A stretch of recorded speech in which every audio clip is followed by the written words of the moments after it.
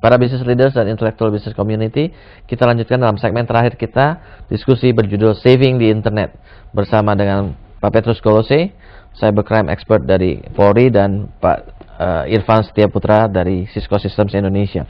Pak, kembali kita lihat satu kasus aja, contoh network breach yang menyebabkan kerugian dari perusahaan, dan kita lihat, kita analyze kesalahannya di mana. Ada contoh nggak, Pak?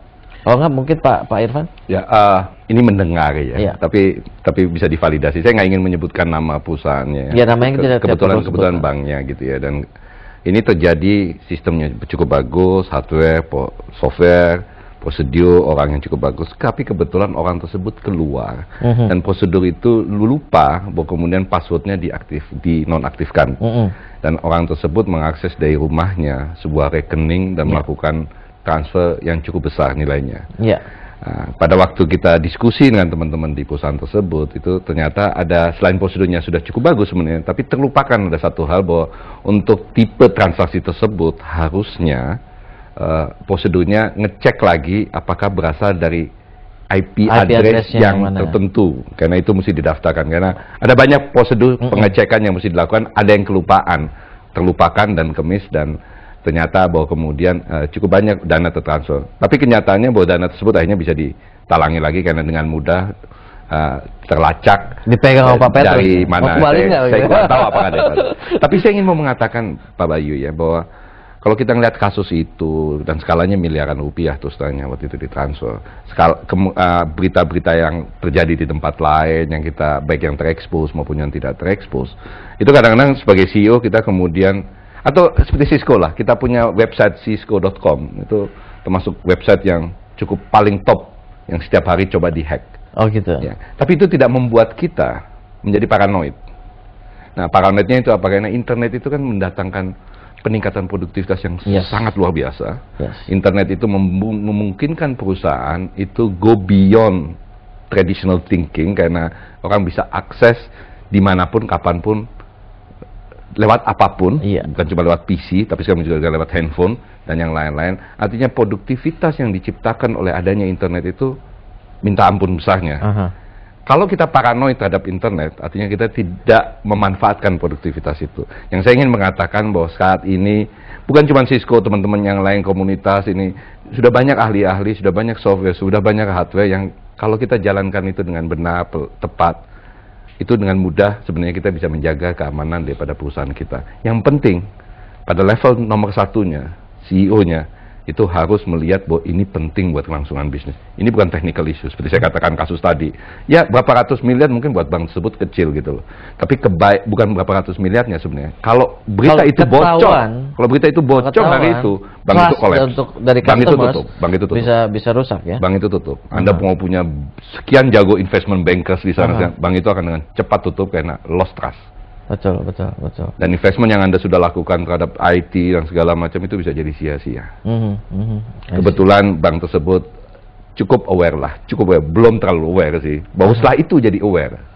Nah repotnya, janganlah kita nunggu kejadian dulu baru jadi aware. Janganlah kemudian ada staff kita masuk bui atau ketemu Pak Petrus baru kita aware kan. Kita kan mesti preventif Pak ya. Gak apa-apa ketemu Pak Petrus senyum terus kok. Yang memang yang perlu itu bukan seperti bagus tadi dikatakan Pak Irfan. Jadi tidak semua dengan kemajuan teknologi, dengan kemajuan kita bisa apa-apa lebih gampang dipermudah di internet. Bukan tidak semua harus dikriminalisasikan, bukan itu tujuannya. Jadi tujuannya adalah sebenarnya bukan kepada preventif aja, tetapi preemptif. Bagaimana sehingga orang juga tidak ada niat untuk sampai melakukan ini. Nah, masalahnya itu juga kembali kalau misalnya tadi dikatakan untuk CEO, how you recruit also your IT expert in your company, itu kan perlu.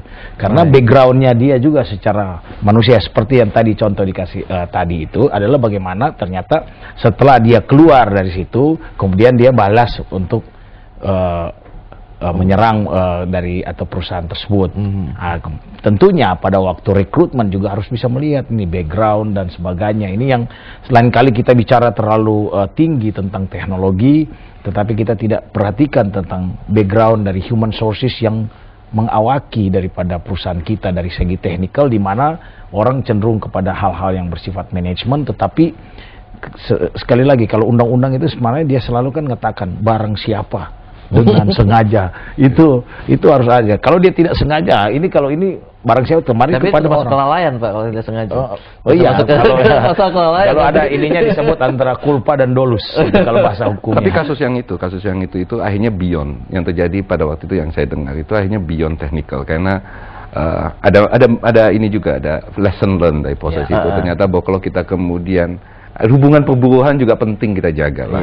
Artinya bukan cuma sama orang, tapi pada setiap pegawai itu kita mesti jaga hubungan-hubungan. Jadi kalau orang keluarlah dengan baik-baik. Kadang itu terjadi bukan karena commercial motif, tapi lebih pada motif dendam, misalnya sakit hati dan segala macam. Pribadi.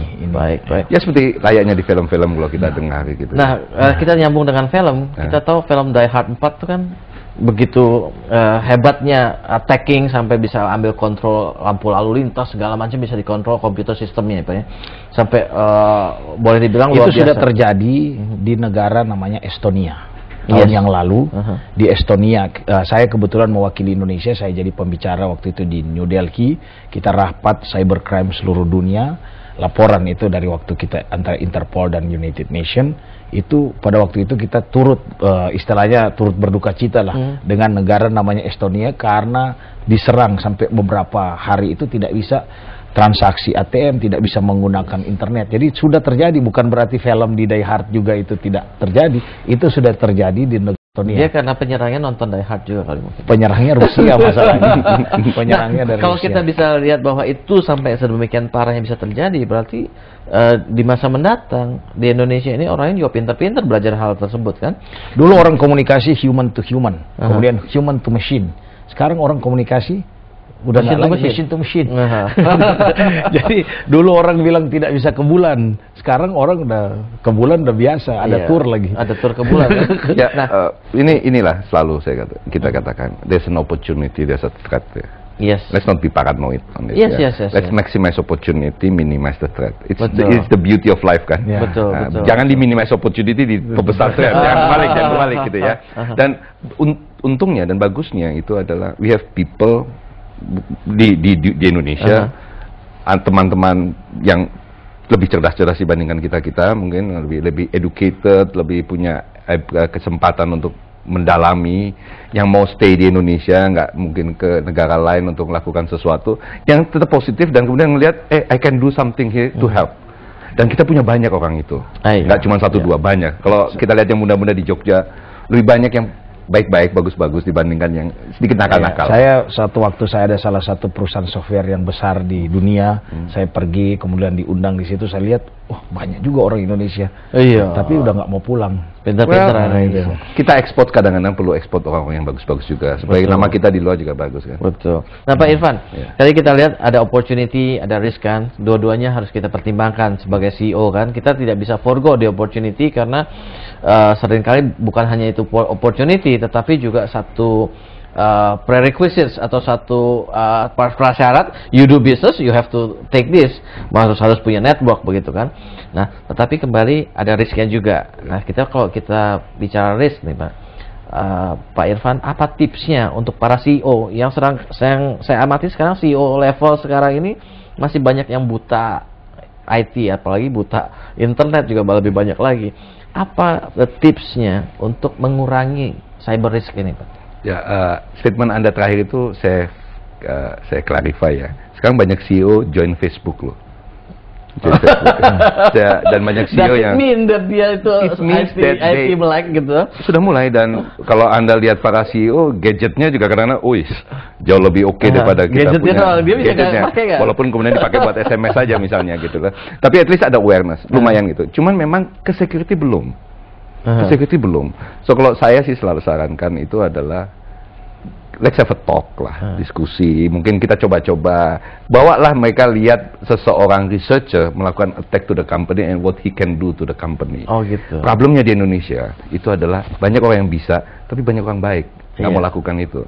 Jadi kita willing to facilitate Pak Petrus, kita sama-sama lihat lah. Ini ada anak muda lulusan dari Bandung, Jogja segala macam, can make your company collapse tanpa nunggu financial market.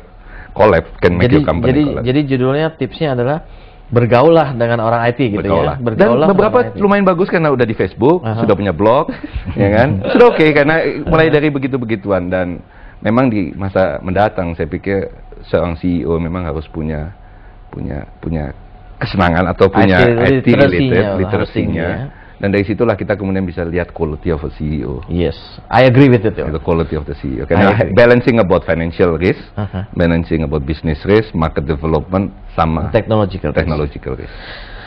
Oke, para business leaders dan intellectual business community, kita harus mengakhiri diskusi kita hari ini yang berjudul Saving di Internet. Kenapa judulnya Saving di Internet? Kita tahu bahwa internet bukan berarti hanya internet yang kita login email dan buka website, tetapi more than that, internet berarti interconnectivity between computers, exchange data, dan everything can be possible melalui internet. Dan internet ini sekarang sudah merupakan satu hal yang akan menjadi keharusan buat semua bisnis. Sama seperti kalau Anda bayangkan kalau ada bisnis yang nggak mau menggunakan listrik untuk bisnisnya, mungkin atau tidak. Nah, di masa mendatang, if you don't use internet, you are out of business. Jadi internet merupakan suatu hal yang harus digunakan, tetapi kita juga harus aware kalau kita menggunakan sesuatu, kita harus tahu resikonya dan kita harus master the risk, meminimize resiko tersebut dengan cara kita IT literate. Bagaimana cara IT literate? Dari Pak Irfan ada tipsnya, bergaulah dengan orang-orang IT, mulailah menyenangi IT, ya. Karena dengan demikian maka kita bisa belajar lebih banyak apa yang berkembang di dunia IT dan di dunia, dan apa resiko-resiko yang pernah terjadi yang tidak ingin kita alami di perusahaan kita. Diskusi hari ini mungkin tidak terlalu banyak, tetapi pada tanggal 13 November nanti kita akan mengadakan satu seminar buat para CEO untuk melihat internet security lebih daripada pada sisi policy dan strategi, ya. Dan kemudian juga ada sesi untuk para CIO, ya, head of IT, untuk melihat lebih kepada proses bagaimana mengamankan network, dan itu akan dilaksanakan di Financial Club tanggal 13 November tahun 2008 ini.